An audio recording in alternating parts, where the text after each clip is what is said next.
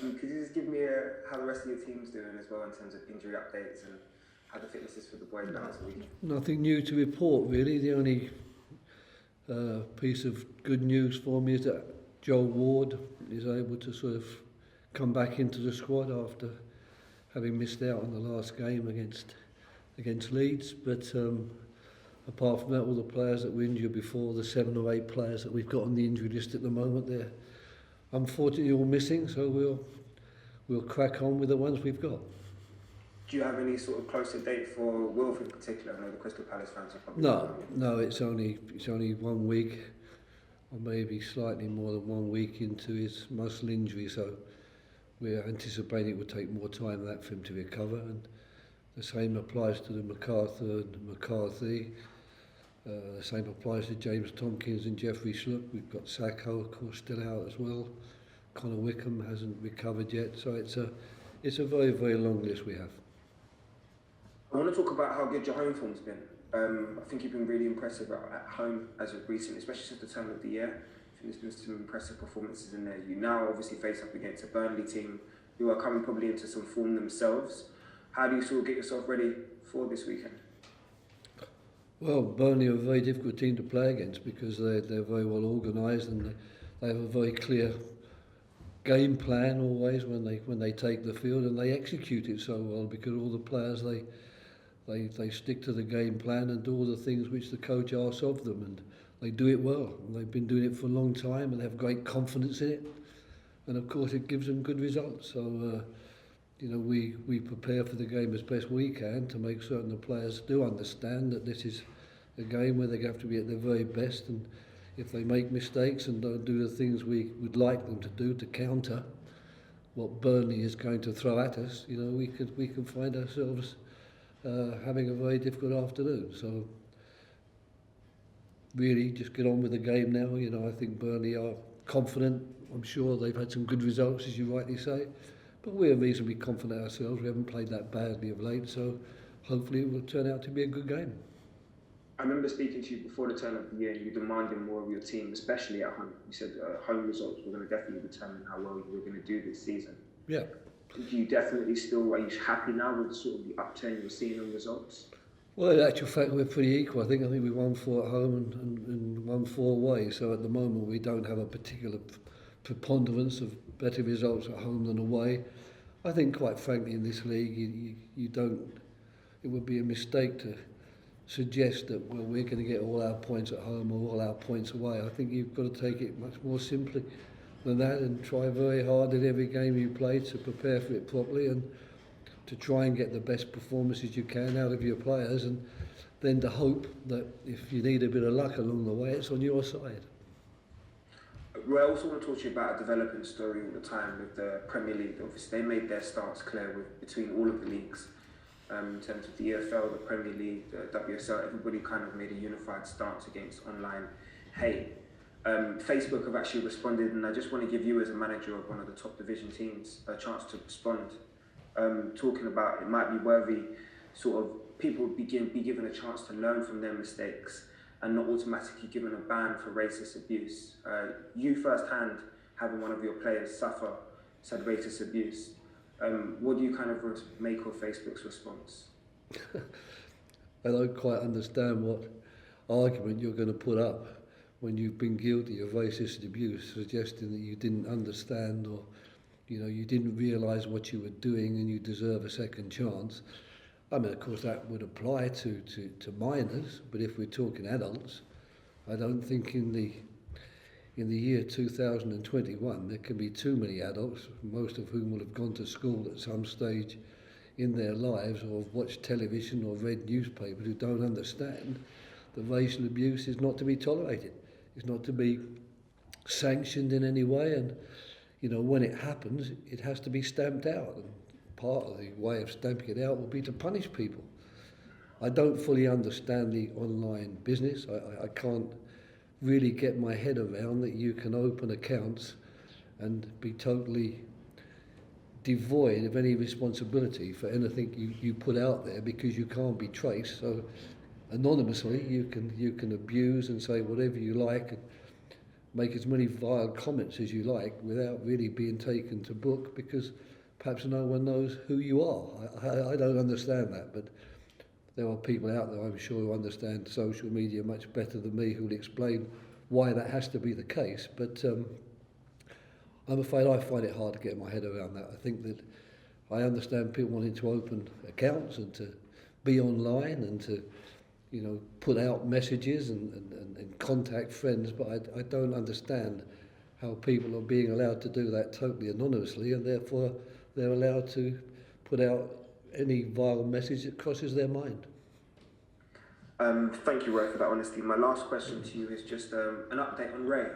I know obviously his health has been a topic of concern for all of us in football. I just want to see how is he doing, and is he any closer to getting back to the touchline as well? Well, he's back now. I don't know why he's been back the last couple of days. He's full of beans and full of life, and very happy to be back after his imposed isolation. So we'll be benefiting from his knowledge, of course, and we're benefiting from his enthusiasm on the touchline, where I'm sure he'll be helping me bark out any orders that need to be barked out there. No doubt about it, we'll hear his voice this weekend. Thank you very much, Ray. Pleasure, Janie. We'll go to Mark Scott and PLP. Hello, Roy. Great news about Ray. Just wanted to ask, what do you think of Mateta's performance at Leeds, and how's he been in training? I guess sort of getting up to maybe the pace of the Premier League? Well, I think it was a difficult performance to analyse, because I don't think it was a question of not being up to the pace of the league. It was the fact that playing against a team that gave him and us so little room and time on the ball, that really the service that he received and the chances he had to really show what he can do were extremely limited in that game.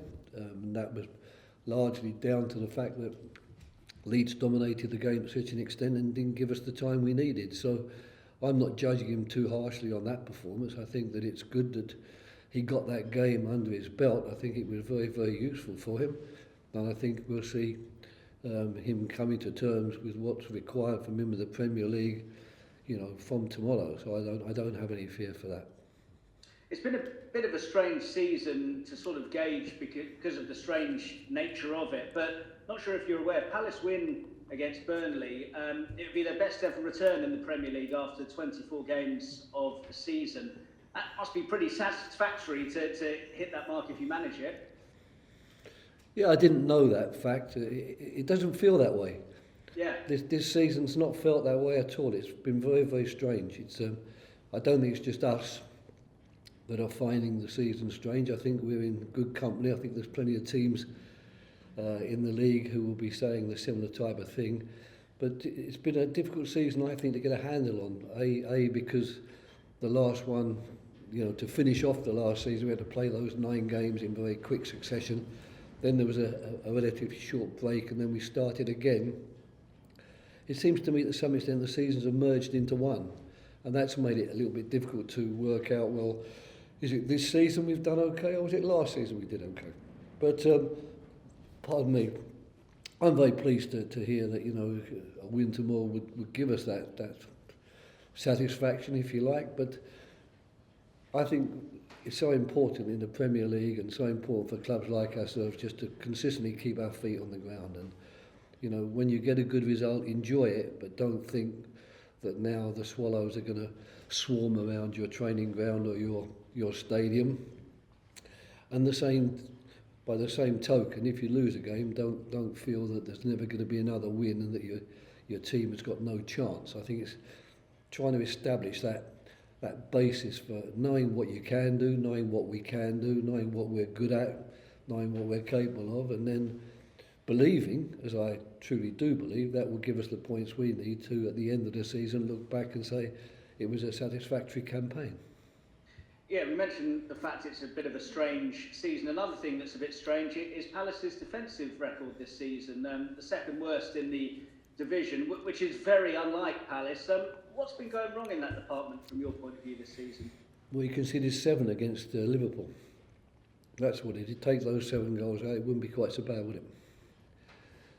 So that's what football is, isn't it? You know, a lot of bad ones. You lose a game by 7 goals, and we've lost a couple by 4 goals. That's 3 goals. There's 50. I've just named 15 goals in 3 games. Unfortunately, you've got a very bad defensive record. You've got a lot of goals against. If in those 3 games you lose all 3 by a single goal, you've got an extra 12 goals on your side, which you'll probably pass around about plus minus 0, I think. So it's as simple as that. You know, it's trying to suggest that the whole of the team's defensive record this year is bad because a lot of goals have been scored. You've got to look a bit more closely at how those goals were scored, how you conceded them, when you conceded them. And unfortunately, all the time, as a club, you concede 15 goals in 3 games when only 23 games have been played. You can have a pretty poor defensive record. We're up against the side who are the lowest scorers in the Premier League this season in Burnley. Is it a bit of a surprise that they've struggled to score goals given what they've got in their squad? Well, Sean, like ourselves, has been suffering a period of injuries. And, you know, sometimes when you're Burnley and Crystal Palace, you do need your top players available to you. You know, they are the ones that help you get those results. And sometimes when they're missing, teams find it hard to keep up the same level of performance. So I think they're a team that are more than capable of scoring goals, and before the end of the season, all they need is a 7-0 win. You'll be saying they're one of the best attacking teams in the league. Just finally, expecting another tight game because the last 2 have both ended 1-0, so they've both been quite tight affairs. Yes, I mean, it's hard to score goals against Burnley. That's why they do so well in the league. If you're that good defensively and you don't concede that many goals, you've always got a chance, because all the time the game's 0-0, all you need is a goal to go away with the 3 points. So we understand that, but I'm still not firmly believing that, you know, tomorrow's going to be that sort of game, and it'll likely be a game with very few goals.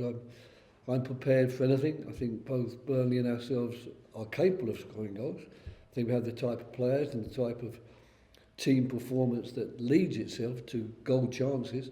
So who knows? You know, you might be next time we meet saying, was that the best 5-5 game you've ever taken part in? Can I just check on Joel Ward's injury? What was the problem? He did it, and he came on a substitute against who did we play? Wolves, wasn't it? We played before Newcastle. Yes, Wolves. He did it.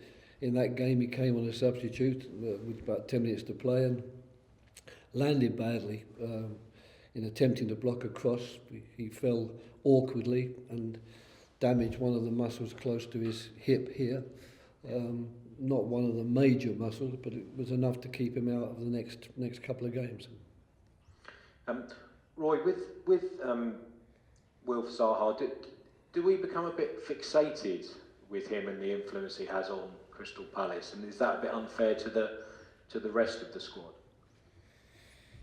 I don't know. I can say it's unfair because, I mean, statistically you can prove that we lose more games or win less games when he's not playing, and there's not much to be said about that. And as a result, you know, he deserves all the plaudits that he's quite rightly received during his time at the club for helping us get the results that we get.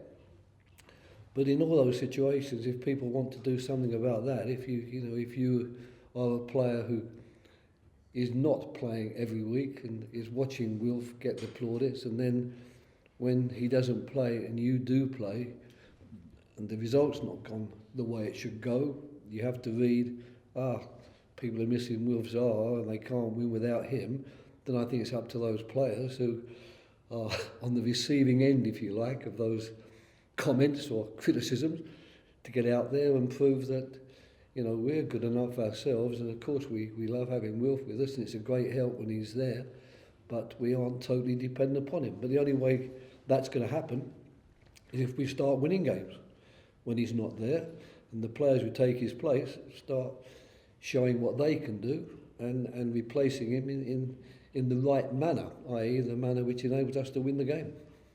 Is that a mindset thing then for the players? Well, I think it's a very simple mindset. You know, you have a squad of 25 players, only 11 can play, and if you're one of the 14 that's not in the first 11, your mindset should be fairly simple. It should be, I want to play football, I want to show what I can do, I want to prove that I'm a very good Premiership player as well, which presumably I am, otherwise the club wouldn't have signed me.